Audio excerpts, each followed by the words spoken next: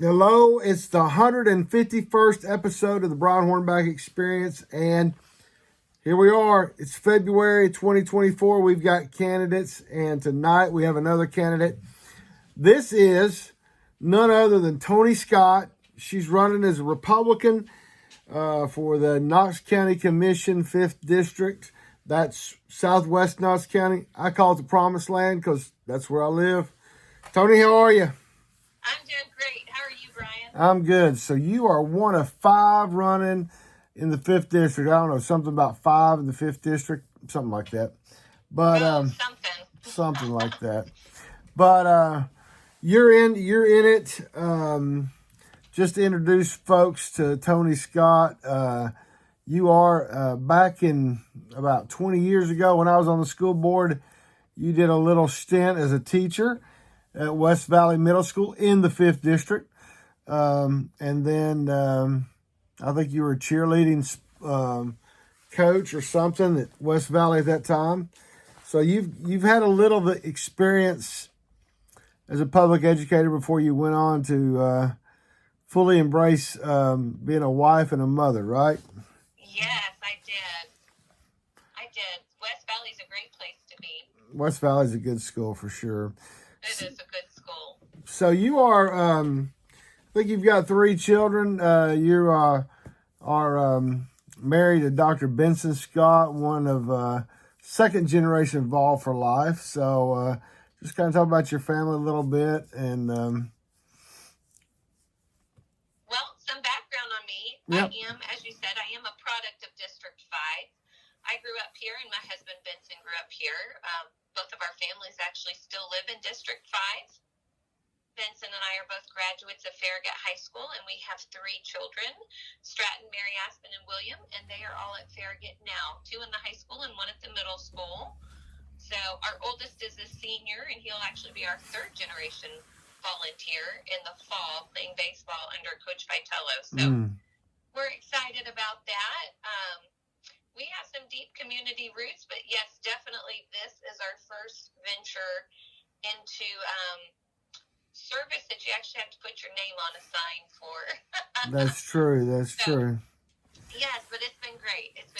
We've always been very active in our community, and obviously we are so now with 3 kids over there at the schools and in our church at Cedar Springs. So we are excited, and I am excited to serve in a new role and in a new capacity. And I really do think there's a lot of good that we can accomplish. And it's my belief that my context and historical context in our community will be very beneficial to knowing kind of what our friends and our neighbors and our, fellow constituents, what they're looking for.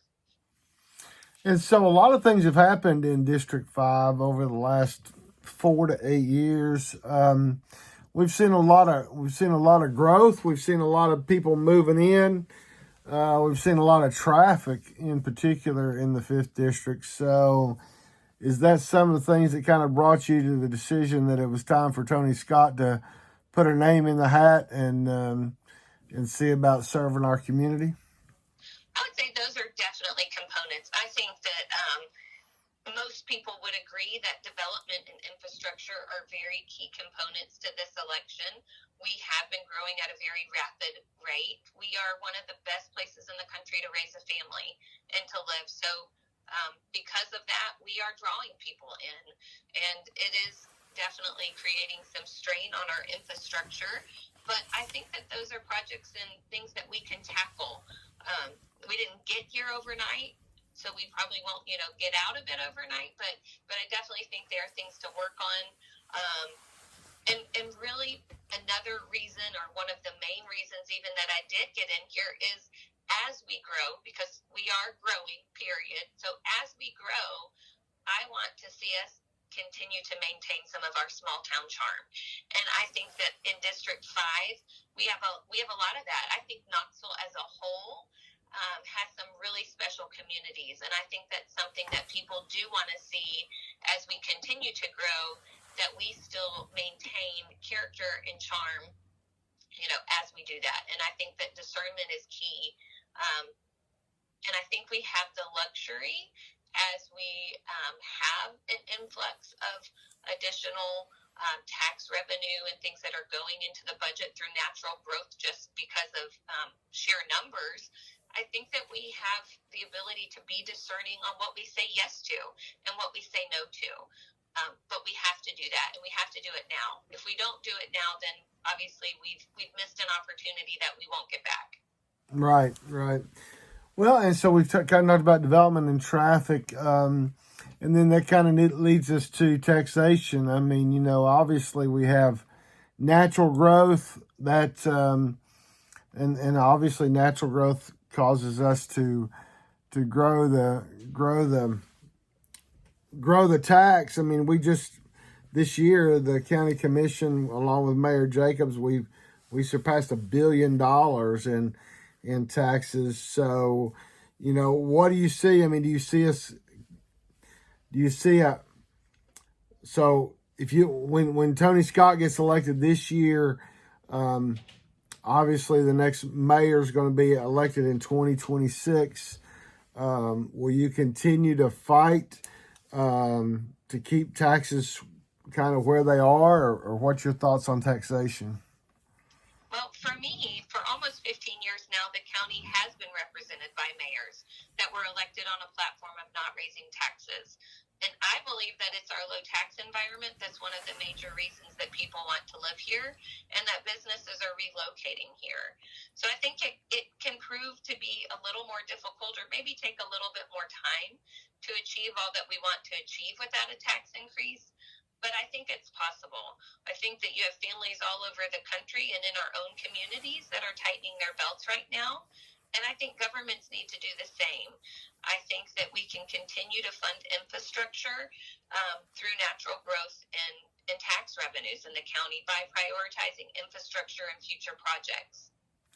Oh, absolutely. And I think we all see, you know, I think we all, I know the legislature just started, and we're recording this on February the 5th. I just watched the State of the State address, and they're predicting that it's not going to be as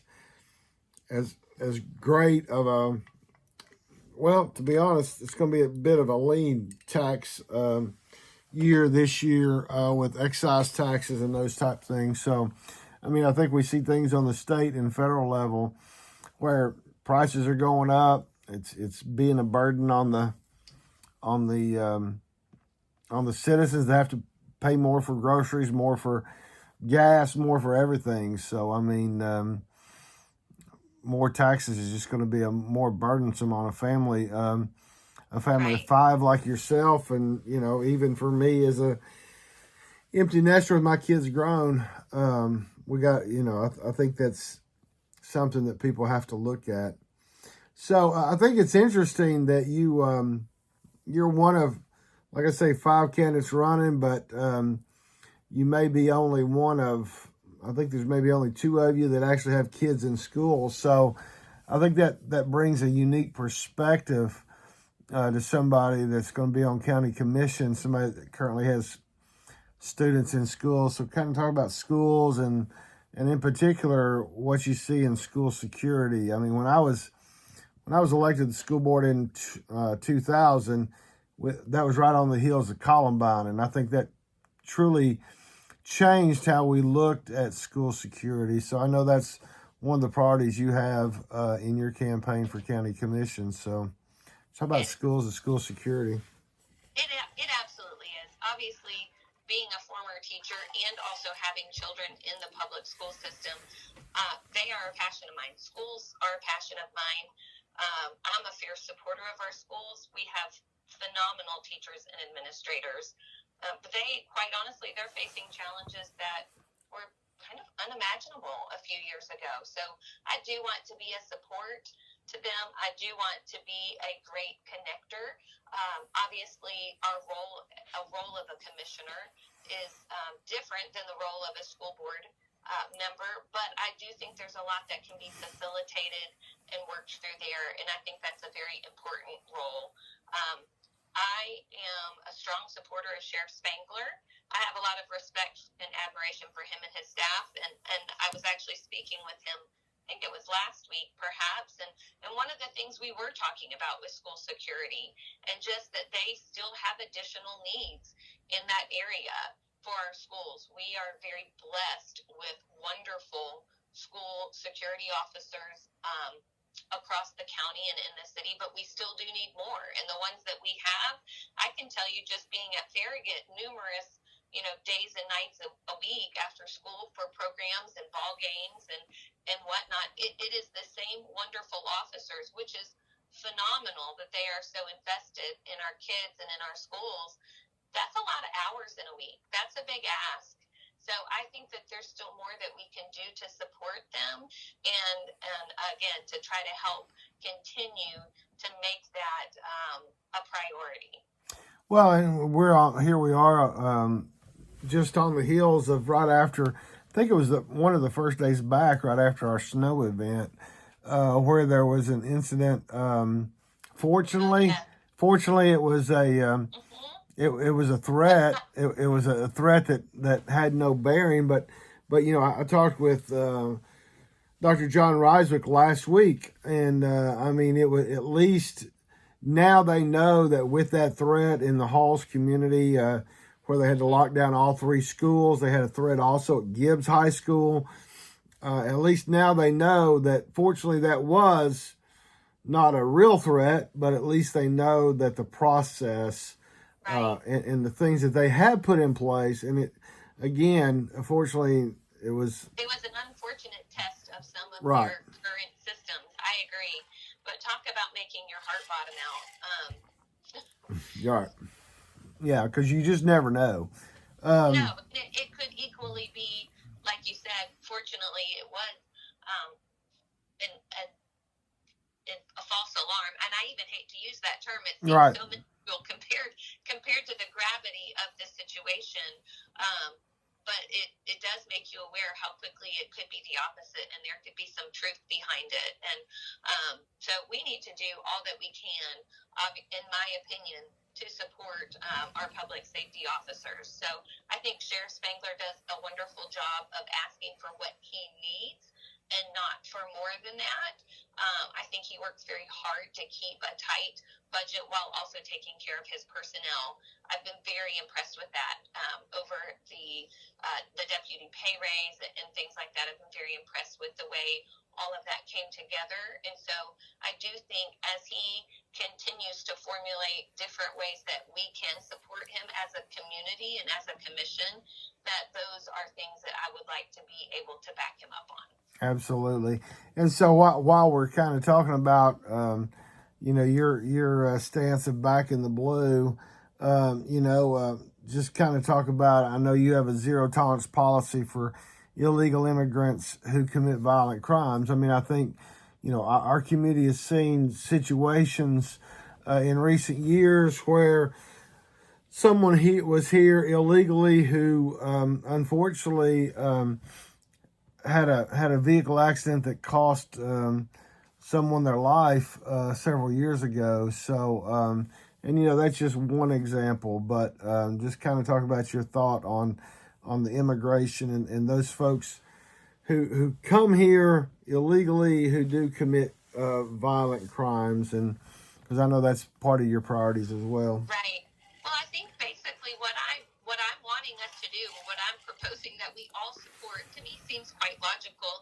It's simply saying that when somebody does do something illegal and they are stopped or arrested or pulled over or whatever the case may be by an officer, that our officers have the ability to follow through on our laws, which is that they can detain and issue consequences for such offenses. So sometimes, obviously, we have far more grave situations than others, but it simply is trying to equip them with what is already the law on the books and allowing them to do their job.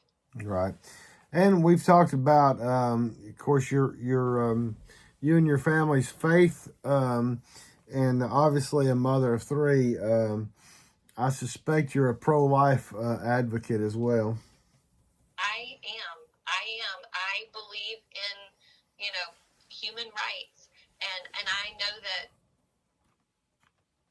some people have differing opinions on that. That is my personal opinion, and the way that falls under this umbrella is the fact that I personally won't give a dime to a budget that includes Planned Parenthood. I think we have a lot of wonderful medical support in our communities, and I personally support other business models. So I have a strong value for life.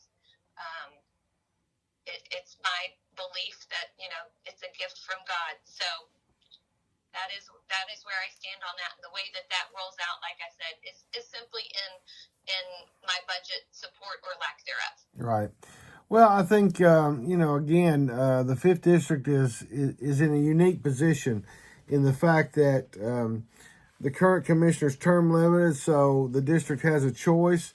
And at the same time, its school board member, Susan Horn, has decided not to run for re-election. So the district has a Republican candidate in Lauren Morgan. I think y'all are relatively close as far as neighborhood, as far as... We are.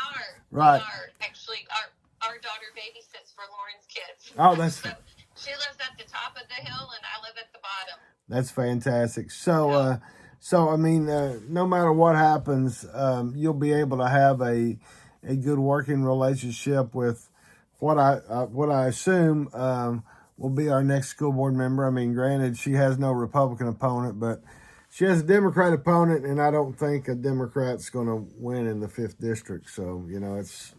I think she would be a phenomenal school board member. So I'm very excited for her. I know she's worked very hard.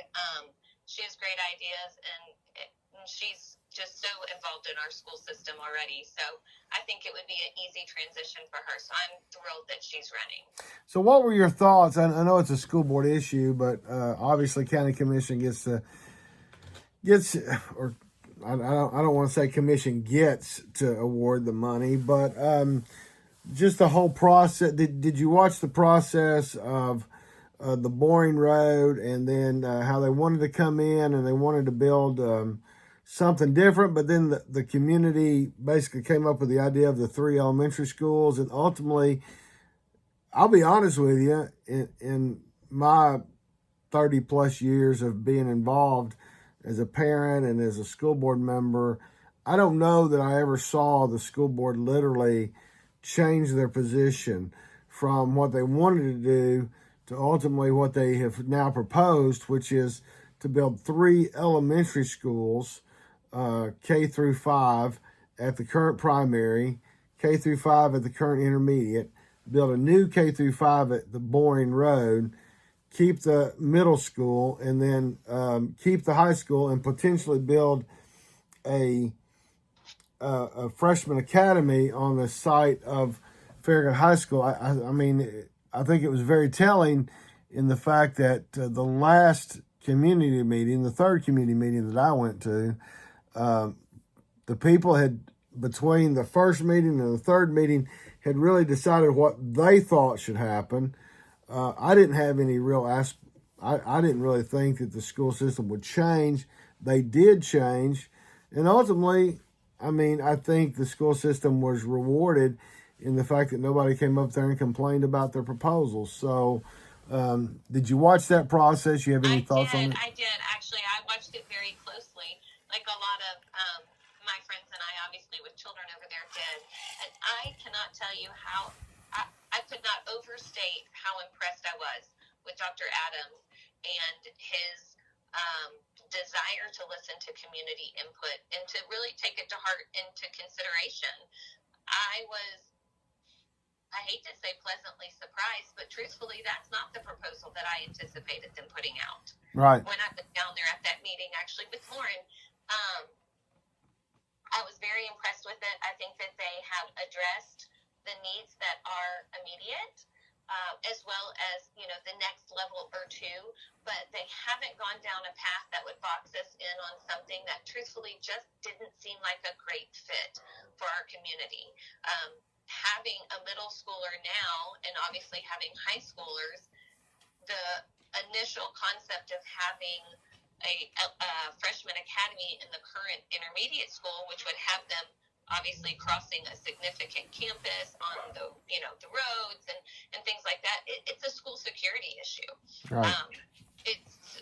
And so they're not doing that. They, like you said, like you've mentioned, the different ways they've set it up. But I was very impressed with the amount of involvement that they allowed us to have as a community, and was very impressed with that. Well, and I think what they finally saw was when the community spoke and the community said, "Here's what we think needs to happen." I think they finally realized that the reason that the middle school population is somewhat stagnant, for lack of a better word, is that a lot of people do rely on elementary school for public school, and they may opt for private school in middle school, and then they bring them back in high school. And I think that goes to even what I was learning when I was on the school board 20 years ago, in the fact that middle school is an interesting dynamic in which parents that have the ability do, in fact, invest in putting their kids in private education in the middle school. And I think that translates into the reason that you didn't see any real spike in enrollment in middle school. Again, I commend the school system. I'm not always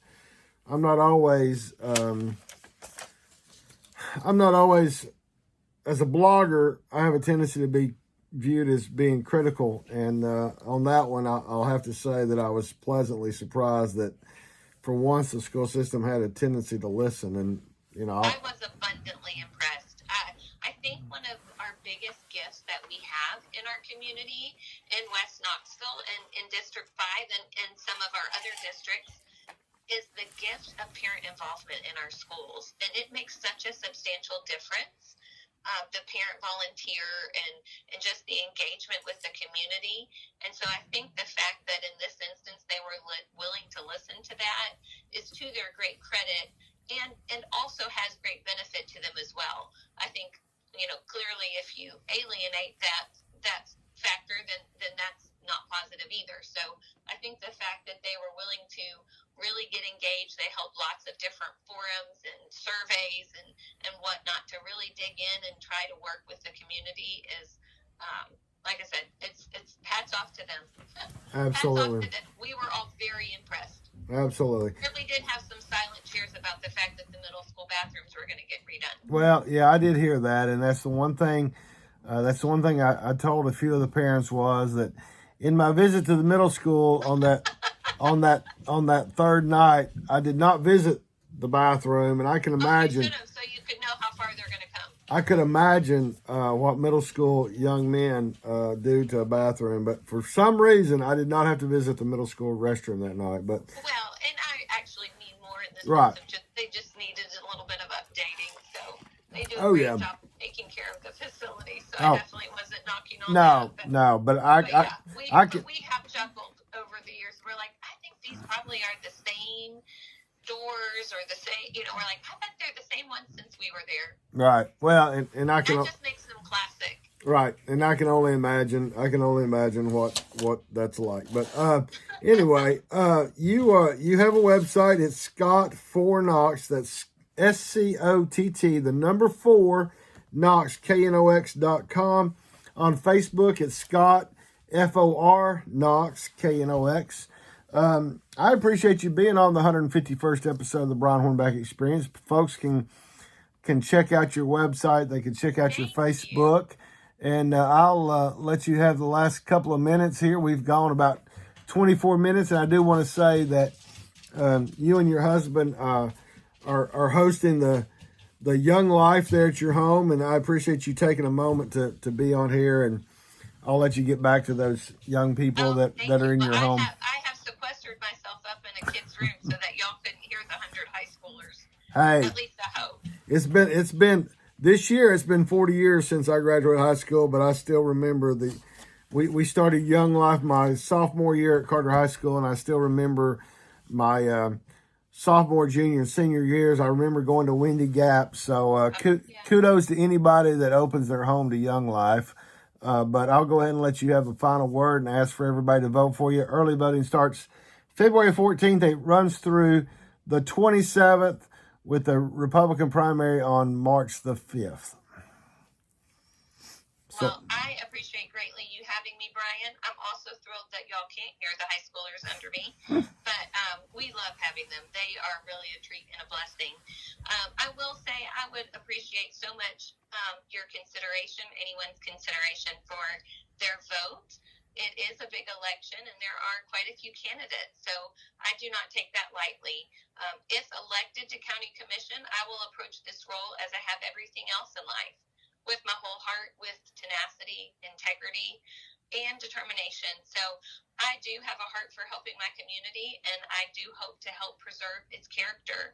I want to see our city thrive in District 5 and across our communities, and I want this to remain a place that my children will hopefully raise their families someday, and I think that is a shared sentiment among many of us. So I do believe that I have the historical context, just having watched our community evolve over my lifetime, that I think I can do that well for us. So I would appreciate your vote. All right. Sounds great. I'm sure we'll be talking to you soon, and good luck, and we'll talk to you again. Thank you, sir. I'll Thank talk to you soon. Bye-bye. Bye-bye.